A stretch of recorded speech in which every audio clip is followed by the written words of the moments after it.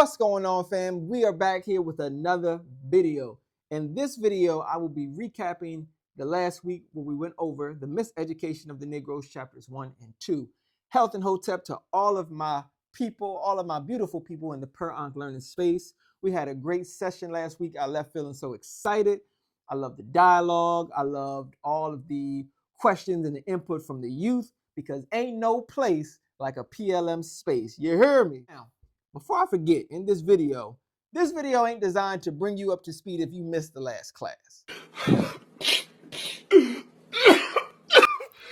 All right, that's enough. For that, you got to reach out to somebody in the class, get the notes, get the answers to the questions, all that good stuff, because we are attempting to produce and to practice interdependence.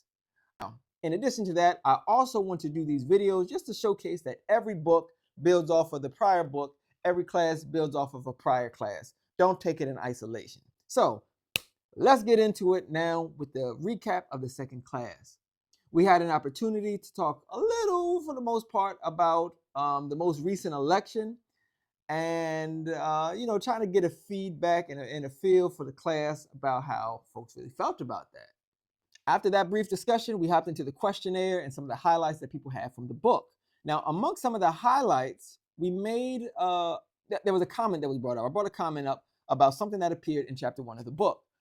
There would be no lynching if it did not start in the classroom. And I wanted to have a conversation about that. So we went into discussion about what that actually meant and how that actually came about. One of the things that I suggested that we do is to imagine those heart-wrenching scenes of Black people being victimized by white terrorism, those lynch mobs.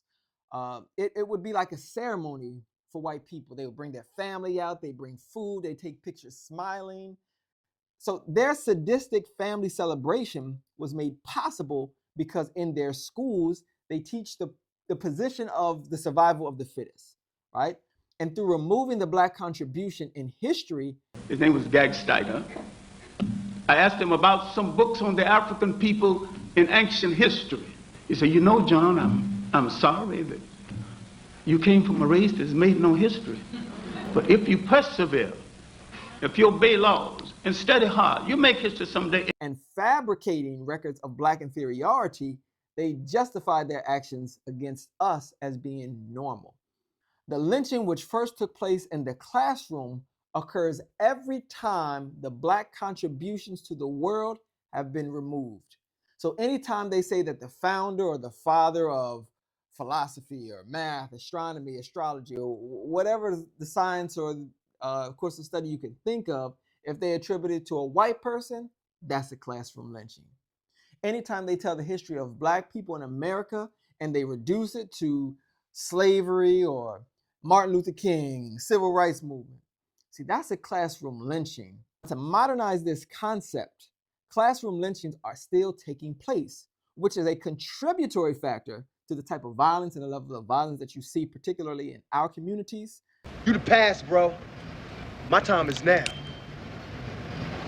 You ready to die? And why the energy that surrounds police violence often rapidly dissipates. So regardless if the lynching took place in the 20th century or the 21st century, we fight against it when we start to educate ourselves, when we start to educate our children. A major motivating force of race consciousness, Black pride in the Black Power movement, or the numerous revolutions that were taking place across the African continent.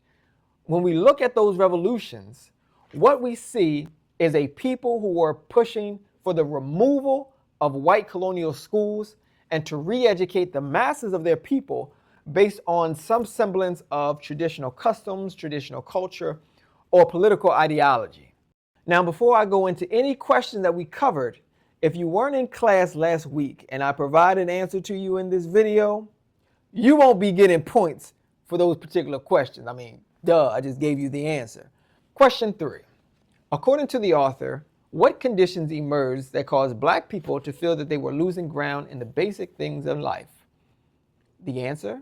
Being deprived of the influence in politics and unprepared to participate in the higher functions in the industrial development of the country. Now, in my book, it's on page 14, but you can find this throughout chapter 2. Typically, if you have a different book, it'll be on a different page, and my book is from Tribeca Books. Question 4. What forms of education was introduced during the Reconstruction period? The answer, industrial education and classical education. Now, here are 2 questions which will be asked in the next class as we recap what we talked about last week. Question 5. According to the author, what was the fallacy of classical education? And question number 6.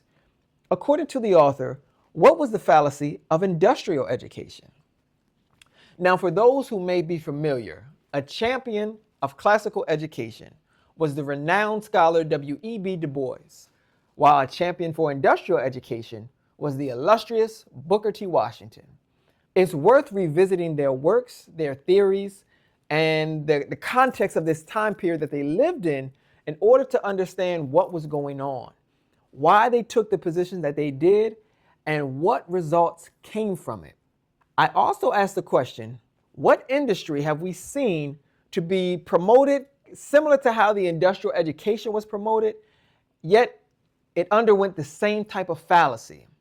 We concluded in class that it was the technological industry.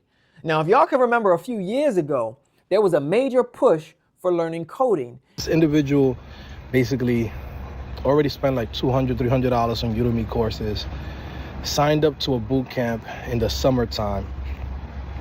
And even after doing all of that and spending a couple of thousands in that boot camp, he still feels like he's not ready. They didn't really prepare him. And several organizations have been pushing coding, camps, some free, some a week long or 6 long, all to learn to develop a game or an app using coding. And a short time later, AI comes on the scene, and at this point, the artificial intelligence can basically build your platform by itself. And at worst, you can tell it what to do, and it'll draft some type of preliminary code for you. And even if that initial code doesn't do the job, another AI can most likely reconcile it for you. So we have to know that there is nothing old, nothing outdated or misplaced about history. History is always relevant. It's always now. And as that classic saying goes, those who fail to learn from history, I feel as though y'all on the other end have completed the statement for me. So there's no need for me to say it. All right. Anyway, that is my time. I thank y'all for tuning in. I thank y'all for giving me your undivided time and attention. Continue to learn, continue to grow, continue to study, continue to transform, continue to be educators for our people. Our people need it. We need great leaders, great educators. And if you are watching that video, this is a call to action to you. I look forward to seeing you next week in the Perk Ankh Learning Space. Until then, health and hope.